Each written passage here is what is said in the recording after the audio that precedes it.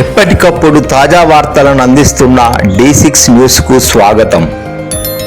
నేనేమనను, వాళ్ళు వడ్డించిందే ఈ అప్పు, ఇది మేం చేసింది కాదు. 2014 నుంచి ఇప్పటి వరకు చదువుకున్న విద్యార్థులు ఎవరు, ఫీజు రియంబర్స్మెంట్ పొందిన సంస్థలు ఎవరు, ఈరోజు ఎవరెవరికి బకాయి ఉంది,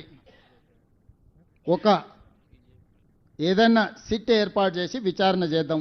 2014-15 చంద్రశేఖరరావు గారు అసెంబ్లీలో మాట్లాడి ఒక విజిలెన్స్ అండ్ ఎన్ఫోర్స్మెంట్ను అపాయింట్ చేసి నివేదిక ఇచ్చిండ్రు. ఆ నివేదికను ఎందుకు తొక్కిపెట్టారు చర్యలు తీసుకోకుండా? దాని మీద కూడా చర్యలు తీసుకుందాము.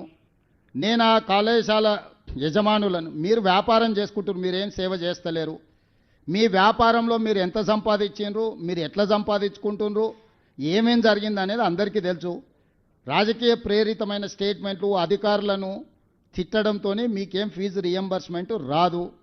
ప్రభుత్వానికి ఉన్న అప్పుల్లో 35 సంవత్సరాలు ప్రభుత్వంలో సేవలు అందించిన అధికారులకు కూడా వాళ్ళ రిటైర్మెంట్ బెనిఫిట్స్ను విడతల వారికి ఇస్తున్నాము. మేము ప్రభుత్వాన్ని ఏర్పాటు చేసే సమయానికి జీతభత్యాలు కూడా విడతలాలు ఇస్తుంటే సర్దిద్దుకుంటూ వస్తున్నాము. సహకరించాల్సిన మీరు ఈ రకమైన వితండవాదంతో బంద్ పెడితే, ఇప్పుడు ఫీజులు అడగరా? ఇప్పుడు బంద్ పెడితే పిల్లలకు విద్య దూరం అవుతుంది. 3 నెలలకు 6 నెలలకు మేము ఫీజులు ఇస్తే ఈ బంద్ పెట్టినందుకు ఎవరిని శిక్షించాలి? పిల్లల జీవితాలతోని చెలగాటాలు ఆడొద్దని నేను యజమానులకు చెప్తున్నా. విడతల వారీగా మీకు ఫీజులు చెల్లించే బాధ్యత మేము తీసుకుంటాము. మొట్టమొదట మేము అధికారంలోకి వచ్చిన తర్వాత ఏం బకాయిలు ఉన్నా అవి ఇస్తాం.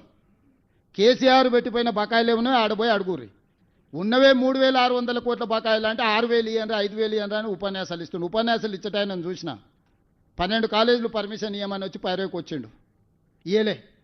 ఇంకొక 2 ఆఫ్ క్యాంపస్, ఆయనది ఉండేది మహబూబ్నగర్లో, ఆఫ్ క్యాంపస్ హైదరాబాద్లో నాకు క్యాంపస్ ఇవ్వమని వచ్చిండు, ఇయ్యలే. ఇవన్నీ రూల్కి వ్యతిరేకం. అవి ఇయ్యలేదు కాబట్టి తీట పెట్టుకొని ఇట్లాంటి వేషాలు వేస్తున్నారు.